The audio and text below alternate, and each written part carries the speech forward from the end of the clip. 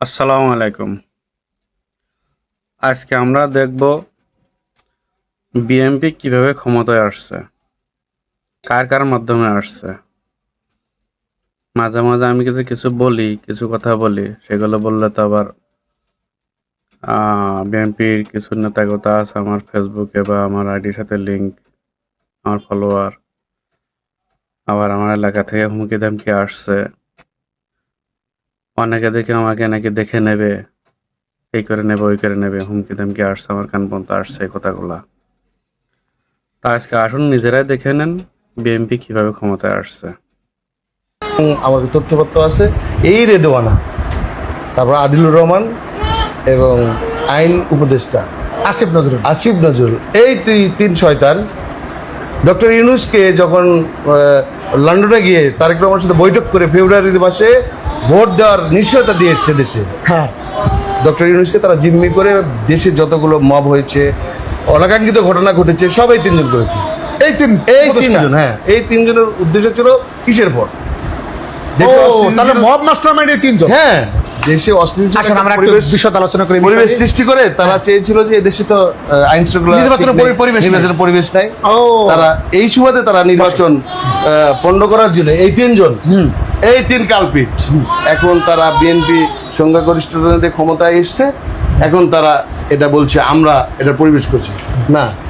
Doctor Yunus প্রথমে তাদেরকে বুঝতে পারে নাই, এদের সম্পর্কে বুঝতে পারে না। ডক্টর ইউনূস আসলে একজন ভালো মানুষ, নিঃসন্দেহে দোষে গুণে মানুষ, এবং উনিও ধরে নিয়েছে যে আমার মধ্যে সবাই ভালো। সবাই ভালো। ভিডিওটা তো দেখা হয়েছে, এবার আসুন আরেকটা ভিডিও দেখি। ভোট ইঞ্জিনিয়ারিং এর রাজসাক্ষী হিসেবে সাবেক উপদেষ্টা রিজওয়ানা হাসানকে গ্রেপ্তার করেছে পুলিশ। উচ্চ পর্যায়ের নির্দেশে নির্দিষ্ট কিছু আসনে ইঞ্জিনিয়ারিং করে 11 দলীয় জোটের প্রার্থীদের হারানো হয়েছে।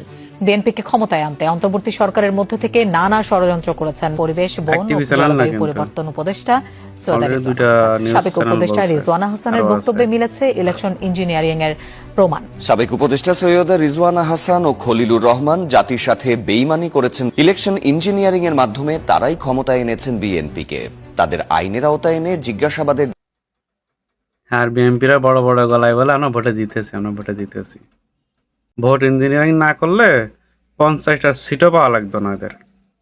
এরা আবার বড় বড় গলায় ধরে আমরা ভোটে জিতেছি, আমরা ইলেকশনে জিতেছি, সংসদ করেছি আমরা, সরকার গঠন করেছি আমরা। চোর বাটপারি করে সংসদে এসে ক্ষমতায় এসে বড় বড় গলা ধরে। আর চাঁদাবাজি হচ্ছে, গুন্ডামিতে অভাব নাই, রেপ, চাঁদাবাজির খুন, এগুলো তো শেষ নেই। ও ধরা ঘটতেই আছে, নিহত মানুষ মারতেই আছে, রেপ করতেই আছে এরা।